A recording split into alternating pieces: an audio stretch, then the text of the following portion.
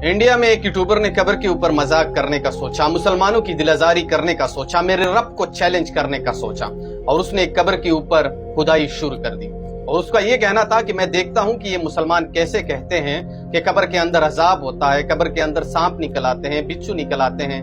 मैं देखता हूं कि कब्र के अंदर क्या निकल आता है। जब कब्र मुकम्मल हो गई, मुकम्मल खुदाई कर दी, उसके बाद दोनों दोस्त इस कब्र के अंदर नीचे उतर गए। उसने चार्जिंग लगाई, लाइट लगाई, मुकम्मल सेटअप बराबर कर दिया और उसने कहा कि मैं पूरी रात दोस्त के साथ इस कब्र के अंदर गुजारूंगा।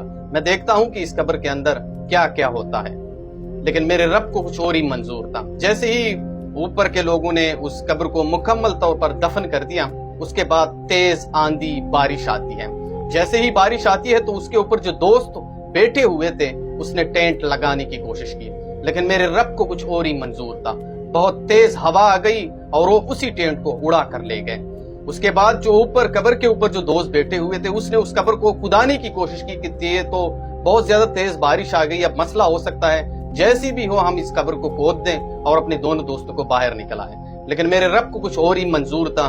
उसके बाद जैसे ही उसने कब्र को खुदाने की कोशिश की तो वहां पे तेज जल्लाबारी शुरू हो गई। जैसे ही जल्लाबारी शुरू हो गई तो वहां पे जितने भी लोग उस कब्र की खुदाई कर रहे थे वो सब जो भाग दौड़ने में कामयाब हो गए। उसके बाद जो नीचे दो दोस्त बैठे हुए थे कब्र के अंदर, ये नीचे आप वीडियो में देख सकते हैं, कब्र के अंदर बड़ी मिकदार में पानी जमा होना शुरू हो गया।